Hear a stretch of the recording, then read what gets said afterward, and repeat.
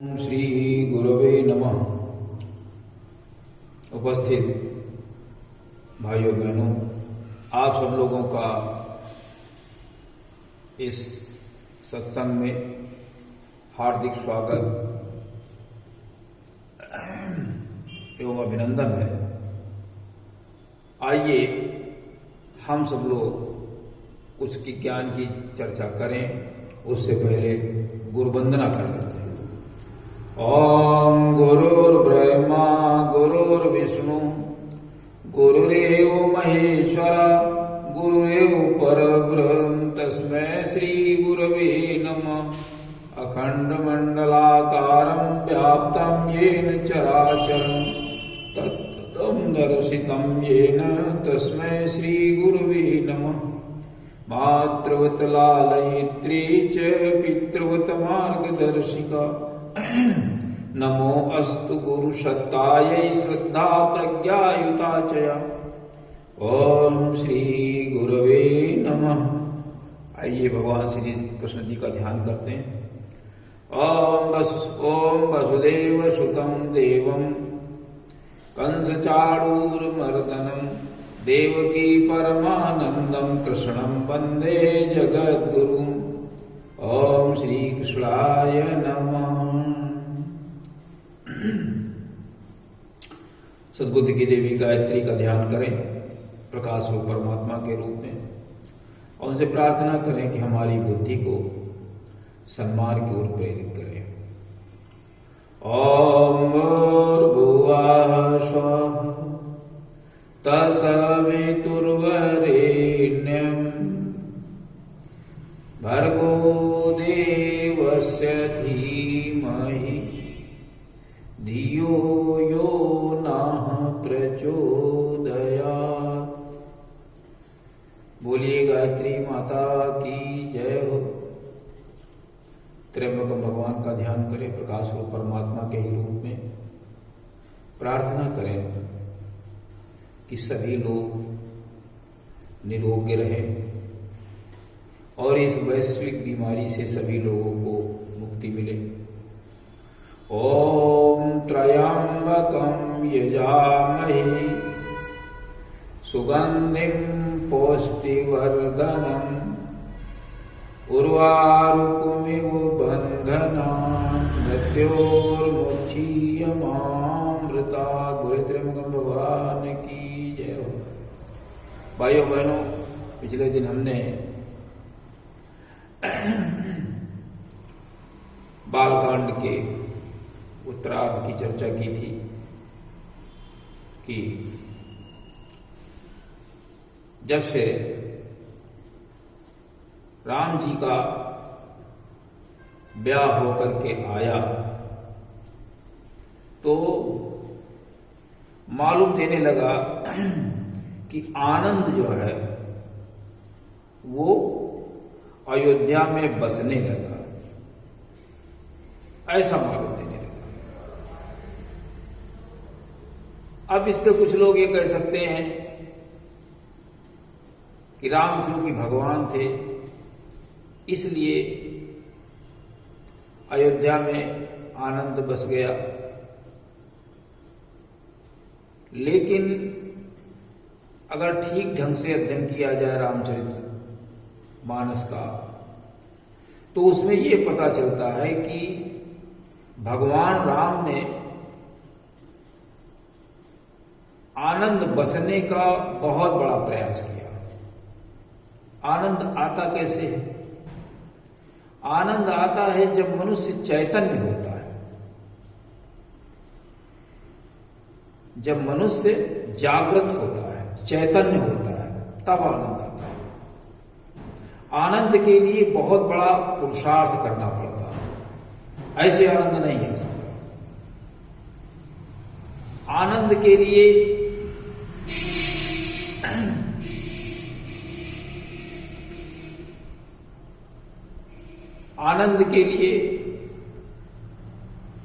इतने प्रयास करने पड़ते हैं और वो राज स्तर से प्रयास होने चाहिए। अकेले एक आदमी पूरी समाज को जागृत नहीं कर सकता। उसके लिए उसे जागृत आत्माओं की आवश्यकता होती है, चैतन्य आत्माओं की आवश्यकता होती है, उनके प्रशिक्षण की आवश्यकता होती है, उन्हें धन की आवश्यकता होती है, उन्हें उनके परिवार की देखरेख की आवश्यकता होती है। तभी तो वो काम कर सकता है। परिवार उसका कष्ट में हो तो वो कैसे काम करेगा? अपने परिवार को देखेगा कि धर्म स्थापना में लगेगा। ये सब राम करते थे। एक जगह एक उद्धरण में दिखता है कि भूसुर शशि नव वृंद बलाहक और असरन सरन दीन जन गाहक। भूसुर शशि जागृत आत्माओं की खेती करते थे, विप्रों को पैदा करते थे, उनकी खेती करते थे। भूसुर शशि और इतना धन खर्च करते थे जैसे नए मेघ धन खर्च करते। जैसे नए मेघ आते हैं शुरुआत में तो बहुत तेज बारिश करते हैं खेती के लिए, उसी प्रकार भगवान राम बहुत सा धन विप्रों की खेती में खर्च करते थे। विप्रों को धन देते थे, उनके परिवार के पालन पोषण का धन खर्च उठाते थे, उनको ट्रेनिंग देते थे, जगह जगह आने जाने की व्यवस्था करते थे। और क्योंकि भगवान राम जागृत थे, चैतन्य थे, इसीलिए उनको सच्चिदानंद कहा गया। तो चूंकि चैतन्य होने के कारण उन्होंने पूरी समाज को चैतन्य किया, जागृत किया। और 9 गुण पिरो दिए। कौन कौन? वेदविद, पुरुषार्थी, परमार्थी, तपस्वी और भूतवत्सल, समदर्शी, शतोगुणी। उनके राज्य में कोई तमोगुणी नहीं था, शूद्र वर्ण था ही नहीं। सब ब्राह्मण वर्ण, क्षत्रिय वर्ण के लोग थे। शूद्र वर्ण का बिल्कुल लोप हो गया। सब गुणाज्ञ पंडित सब ज्ञानी, सारे गुणवान थे, सभी पंडित थे, सभी ज्ञानी थे, सब ज्ञानवान गुणवान का आदर करते थे। सब गुणाज्ञ पंडित सब ज्ञानी, सब कृतज्ञ नहीं कपट सयानी। कपट नहीं था, है ना, सब कृतज्ञता का ज्ञापित करते थे। तो इस प्रकार से भगवान राम ने सबके अंदर वही गुण पिरो दिए थे जो भगवान राम के अंदर थे। सभी लोग इंद्रिय संयम सबके पास था, अर्थ संयम, विचार संयम, ये सारे संयम, समय संयम, ये सारे संयम सब बरत रहे थे लोग। सभी लोग ईमानदार थे, सभी लोग बहादुर थे। ईमानदारी, जिम्मेदारी, समझदारी, बहादुरी सबके अंदर थी। ये जहां गुण होते हैं वहां आनंद तो बसने ही लगता है। इस प्रकार से राम के प्रयासों से वहां आनंद बस गया। तुलसीदास जी अब अयोध्या कांड की शुरुआत करना चाहते हैं। बाल कांड में तो उन्होंने ज्ञान परक चर्चा की, भगवान राम के गुणों की भी चर्चा की। तब उन्होंने अपने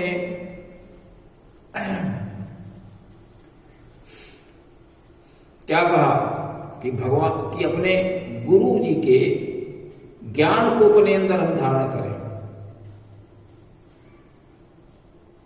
बंदों गुरु पद कंज कृपा सिंधु नर रूप हरि और महामोह तम पुंज जासु बचन रवि कर निकर। हमारे अंदर जो ज्ञान भरा हुआ है, ये सदगुरु के वचन, उसके लिए ज्ञान की किरण है। जैसे सूर्य निकलता है तो अंधकार दूर हो जाता है, उसी प्रकार अगर सदगुरु के वचनों को आप मान लें पूरी तरह से, तो आपके अंदर का अज्ञान दूर हो जाएगा और आप क्या हो जाएंगे, आप एक श्रेष्ठ व्यक्ति बन जाएंगे, सतोगुणी व्यक्ति बन जाएंगे। तो यहां पर भी पहले तो ज्ञान, पहले बालकांड के शुरुआत में गुरु के ज्ञान के द्वारा अपने अज्ञान को दूर कर रहे थे। यहां गुरु की जो चरण रज है उससे अपने मन को, अपने मन की मलिनता को साफ करके और ऐसे भगवान के गुणों का वर्णन करना चाहते हैं जो धर्म, अर्थ, काम और मोक्ष चारों चीजें प्राप्त हो जाए। इस प्रकार का वर्णन करना चाहिए, एक श्रेष्ठ वर्णन करना चाहते हैं कि जिससे प्रत्येक व्यक्ति को धर्म, अर्थ और काम और मोक्ष प्राप्त। अगर अर्थ न प्राप्त हुआ, काम कैसे कर हुआ, तो उसकी जिंदगी में आनंद नहीं आ सकता। अगर उसकी कामनाओं की पूर्ति नहीं हुई तो उसके जीवन में आनंद नहीं आ सकता, मोक्ष नहीं मिल सकता, और धर्म पथ पर चलना बहुत ही आवश्यक होता है। तो सीताराम जी दोनों लोग मिलकर के ये प्रयास किए कि मनुष्य को धर्म पथ पर चलाया जाए। तो तुलसीदास जी कहते हैं, श्री गुरु चरण सरोज रज और निज मन मुकुर सुधारि, और बरनऊ रघुबर विमल जसु जो दायक फल चारि। गुरु के चरण कमलों की रज के द्वारा अपने मन के दर्पण को साफ करके, रज से अपने मन का जो दर्पण है साफ कर लिया जाए। बात तो ही आती है, चरण रज का मतलब यह होता है कि गुरु के सिद्धांत, गुरु के विचार, यही चरण रज है। चरण रज का मतलब गुरु के विचार, गुरु के सिद्धांत, इन सिद्धांतों और विचारों के द्वारा जो हमारे हृदय के अंदर कलमश और कसाय छुपे हुए हैं, जो बहुत सी बुराइयां छुपी हुई है, उनको हटा दिया जाए। चरण रज पी लेने से थोड़े हट जाएंगे। जब उनके गुणों को, जो उनके विचारों को आत्मसात कर लिया जाए, हृदय के अंदर धारण कर लिया जाए, तो फिर हमारे जो दुर्गुण है वो सब हट जाएंगे, और जब हम पुरुषार्थी, परमार्थी, हमारे अंदर वो नौ गुण आ जाएंगे, तो फिर हमें चारों फल प्राप्त हो जाएंगे, धर्म, अर्थ, काम और मोक्ष।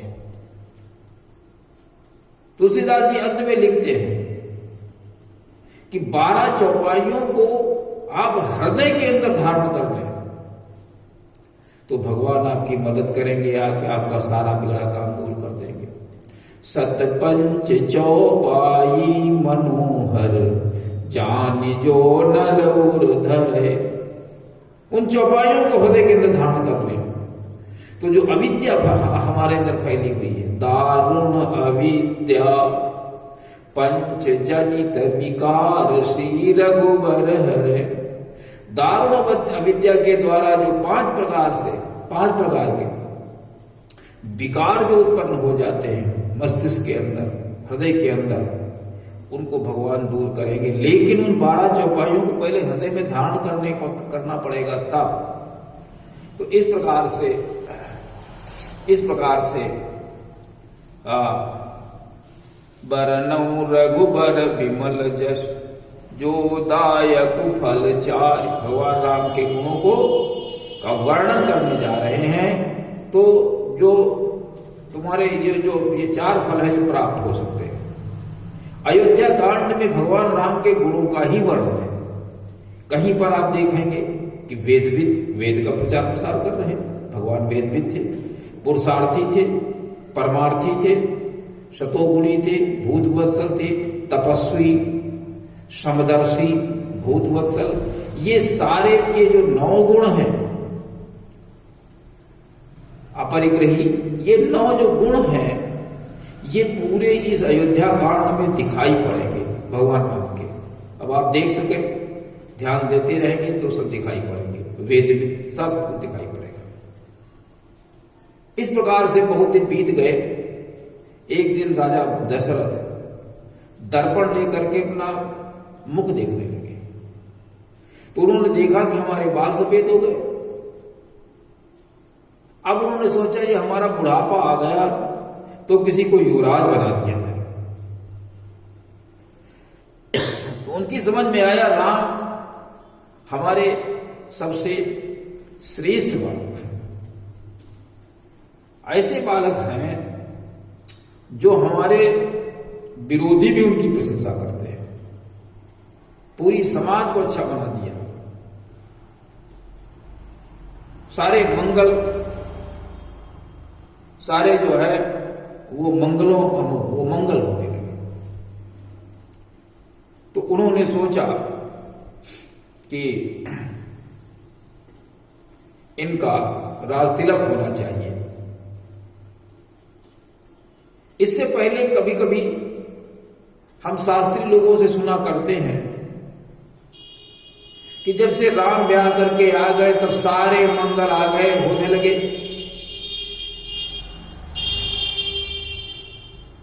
तो राम का ब्याह हो जाने से ऐसा थोड़ा ही हुआ, सीता और राम के प्रयासों से ऐसा हुआ।